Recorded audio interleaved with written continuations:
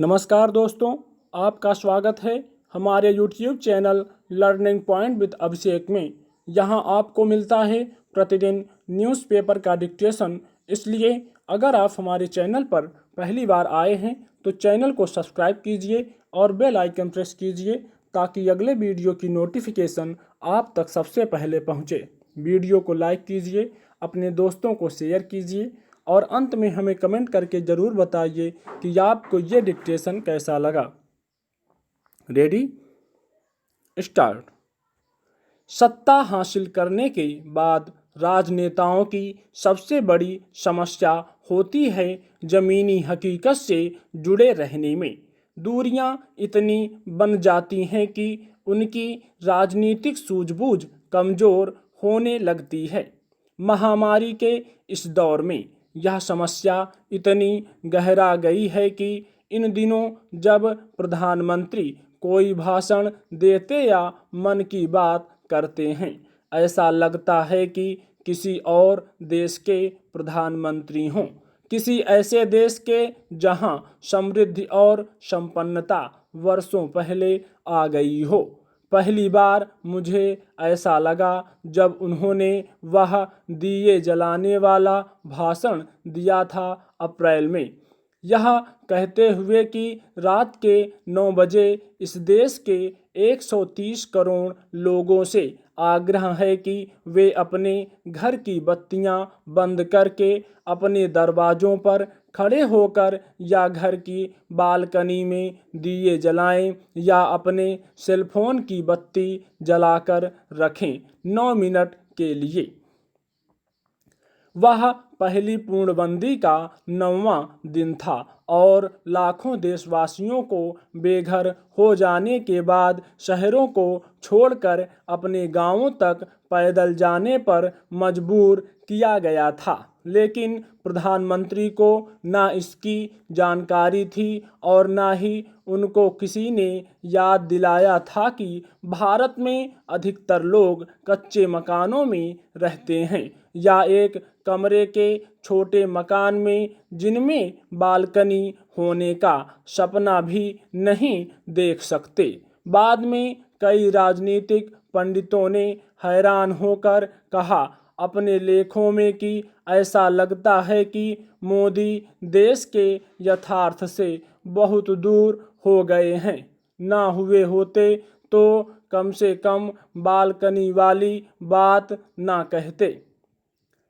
पिछले सप्ताह मोदी ने एक और भाषण दिया जिसे सुनकर मुझे लगा कि वास्तव में मोदी बहुत दूर हो गए हैं यथार्थ से। इस भाषण में प्रधानमंत्री ने अमेरिकी निवेशकों को संबोधित करते हुए कहा कि भारत में निवेश करने के लिए यह सबसे अच्छा समय है, इसलिए कि उनकी सरकार ने ऐसे सुधार किए हैं जिनसे ईज ऑफ डूइंग बिजनेस का माहौल बन गया है, यानी लाल फीताशाही को इतना कम कर दिया है उनकी सरकार ने कि भारत में निवेशकों के सामने वे अड़चनें नहीं रही हैं जो इतनी ज़्यादा हुआ करती थी कभी कि विदेश निवेशक भारत से दूर भागा करते थे। यथार्थ यह है मोदी जी कि एक छोटी सी चीज़ भी आयात करने में इतनी दिक्कतें सामने आती हैं कि कोविड के इस दौर में जब ऑनलाइन खरीदारी पर हम मजबूर हैं, कई लोग तौबा कर चुके हैं जिनमें मैं भी हूँ। विदेशी निवेशकों को बहुत बड़े पैमाने पर निर्यात करने की ज़रूरत होती है, सो कल्पना कीजिए उनका हाल क्या होता होगा। ऊपर से लाल फीताशाही की मुसीबतें। मोदी सरकार की अपनी एक सूची के मुताबिक बिजनेस शुरू करने से पहले 767 इजाज़तें लेनी पड़ती हैं 35 मंत्रालयों से। रही बात देशी निवेशकों की, तो क्या प्रधानमंत्री जानते नहीं हैं कि उनकी सरकार कितनी बार इस देश की बेहतरीन कंपनियों को कंगाल करके छोड़ देती है, उनको इंस्पेक्टर राज के हवाले करके। क्या प्रधानमंत्री जानते नहीं हैं कि कई बड़ी कंपनियां घाटे में चली जाती हैं सिर्फ इसलिए कि सरकार उनको वह पैसे नहीं देती जो उन्होंने देश की सड़कें, बिजली घर और बांध बनाने पर खर्च किए हैं। सरकार के कहने पर ठेकेदारों पर बेबुनियाद आरोप लगाए जाते हैं और अदालतों के चक्कर लगाने पर मजबूर किया जाता है कई साल। अब प्रधानमंत्री बातें कर रहे हैं इंफ्रास्ट्रक्चर में लाखों करोड़ रुपए निवेश करने की, लेकिन कौन सामने आएगा निर्माण करने के लिए? पूर्णबंदी के शुरुआती दिनों में वित्त मंत्री एक पूरे हफ्ते टीवी पर दिखीं, बड़ी बड़ी बातें करती हुई निवेशकों को आकर्षित करने के लिए, लेकिन क्या जानती नहीं है कि यथार्थ क्या है?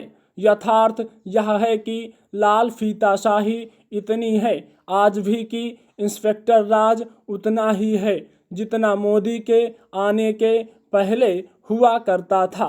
इंडियन एक्सप्रेस के एक अड्डे में मैंने निर्मला जी से सवाल किया था कि क्या वे चाहती हैं कि देश में लाखों करोड़पति बन जाएं ताकि क्षमता बढ़े नए रोजगार पैदा करने की, तो उन्होंने बेझिझक हाँ कहा, मगर आज तक कोई भी ऐसा कदम नहीं उठाया है भारत सरकार ने जिससे साबित हो कि वास्तव में नरेंद्र मोदी देश की आर्थिक दिशा बदलना चाहते हैं। उसी पुरानी आर्थिक दशा में चल रहे हैं हम। भाषण देते हैं बहुत अच्छे मोदी, लेकिन बहुत जल्दी इन भाषणों के बाद साबित हो जाता है कि आगे कुछ नहीं होने वाला है। मोदी सरकार ने कृषि क्षेत्र में सुधार लाने की बहुत बातें की हैं। हाल में कहा है कि किसानों के लिए ऐसे प्रावधान होने वाले हैं जिनसे वे अपने फल और सब्जियां निर्यात कर सकेंगे। यथार्थ यह है कि आज भी भारत के खेतों में इतनी सब्जियां और फल सड़ते हैं कि अनुमान लगाया जाता है कि अगर निर्यात के रास्ते खुल जाते तो पूरे ब्रिटेन के लिए काफ़ी होते। मेरा भाई किसान है। पिछले हफ्ते जब मैंने उससे पूछा मोदी सरकार के कृषि सुधारों के बारे में, उसने कहा कि निकट भविष्य में उसको परिवर्तन आता नहीं दिखता है कृषि क्षेत्र में। जब तक मंडियां नहीं बनती हैं लाखों की तादाद में, जिन तक सब्जी और फल आधे घंटे के अंदर पहुंचाए जा सकें, तब तक खेतों में ही सड़ते रहेंगे। प्रधानमंत्री भाषण बहुत अच्छा देते हैं, अपने शब्दों से सपने दिखाते हैं सुनहरे सुनहरे, लेकिन अभी तक ये सपने सिर्फ सपने ही रह गए हैं। शायद इसलिए कि ज़मीनी हकीकत से ना सिर्फ वे खुद दूर चले गए हैं, साथ में अपने सलाहकारों को भी ले गए हैं। फासले पहले से थे, लेकिन अब इस महामारी ने बहुत बढ़ा दिए हैं। स्टॉप।